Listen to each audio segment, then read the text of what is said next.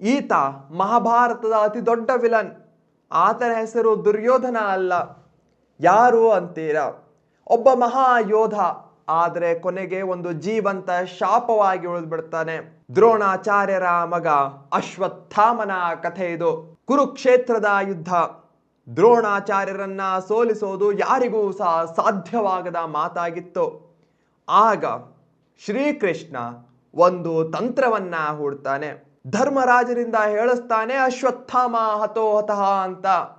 ಆದರೆ ಮುಂದಿನ ಲೈನು ಅದು ಮನುಷ್ಯನೋ ಅಥವಾ ಆನೆಯೋ ಅಂತ ತಿಳಿತಿಲ್ಲ ಅಂತ ಹೇಳಬೇಕಾದ್ರೆ ತನ್ನ ಶಂಖವನ್ನ ಊದಿ ಬಿಡ್ತಾನೆ.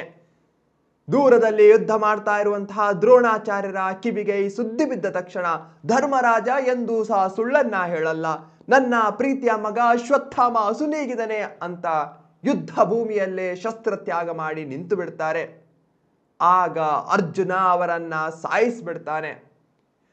ಈ ಮೋಸ, ಈ ಒಂದು ಸುಳ್ಳು ಅಶ್ವತ್ಥಾಮನ ಕಿವಿಗೆ ಬೀಳುತ್ತೆ.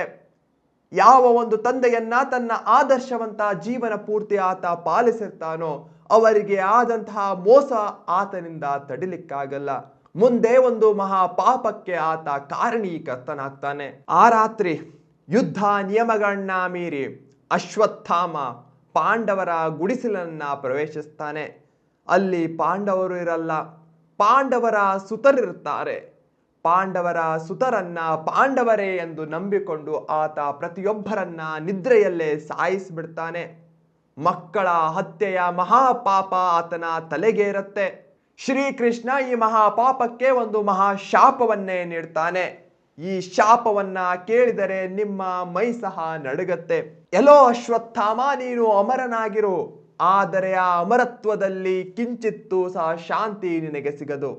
ಪ್ರತಿ ನಿಮಿಷವೂ ಸಹ ನೀನು ಸಾಯಲಿಕ್ಕೆ ಹಾತುರುವೆ. ನಿನ್ನ ಗಾಯಗಳು ಎಂದಿಗೂ ಗುಣವಾಗೋದಿಲ್ಲ, ನಿನ್ನ ಆತ್ಮಕ್ಕೆ ಎಂದಿಗೂ ಶಾಂತಿ ಸಿಗೋದಿಲ್ಲ. ಇದು ಮರಣಕ್ಕಿಂತಲೂ ಭಯಾನಕವಾಗಿರುವಂತಹ ಶಾಪ. ಹೀಗಾಗಿ ಅಶ್ವತ್ಥಾಮ ಯುಗ ಯುಗಗಳಿಂದಲೂ ನಮ್ಮ ನಡುವೆ ಅಲೆದಾಡ್ತಾ ಇದ್ದಾನೆ ಅನ್ನೋ ಪ್ರತೀತಿ ಇದೆ. ಆತನ ಗಾಯಗಳು, ಪಶ್ಚಾತ್ತಾಪಗಳು ಎಂದಿಗೂ ಸಹ ಮುಗಿಯಲ್ಲ.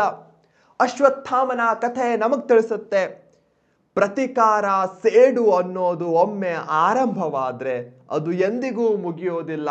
ಅದು ಶತ್ರುವನ್ನ ನಾಶ ಮಾಡೋಕ್ಕಿಂತ ಮುಂಚೆ ನಮ್ಮನ್ನೇ ನಾಶ ಮಾಡುತ್ತೆ.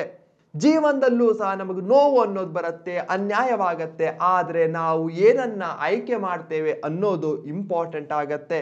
ಯಾಕಂದ್ರೆ ಒಂದು ತಪ್ಪು ನಿರ್ಧಾರ ನಮ್ಮ ಜೀವನವನ್ನೇ ಶಾಪವನ್ನಾಗಿಸ್ಬಿಡ್ಬಹುದು. ಅಶ್ವತ್ಥಾಮ ಸಾಯಲಿಲ್ಲ, ಅಶ್ವತ್ಥಾಮ ಬದುಕಲೂ ಇಲ್ಲ. ಅದೇ ಅವನ ಶಿಕ್ಷೆ, ಅದೇ ಅವನ ಕಥೆ. ಈ ಕಥೆ ನಿಮಗೆ ಇಷ್ಟವಾದರೆ ವಿಡಿಯೋವನ್ನ ಲೈಕ್ ಮಾಡಿ. ನೆಕ್ಸ್ಟ್ ಯಾವ ಕಥೆ ಬೇಕು ಅಂತ ಕಮೆಂಟ್ ಬಾಕ್ಸ್ ಅಲ್ಲಿ ತಿಳಿಸಿ. ಹಾಗೆ ನಮ್ಮ ಚಾನಲ್ ಇಷ್ಟ ಆದರೆ ಸಬ್ಸ್ಕ್ರೈಬ್ ಮಾಡೋದನ್ನ ಮರಿಬೇಡಿ. Thank you.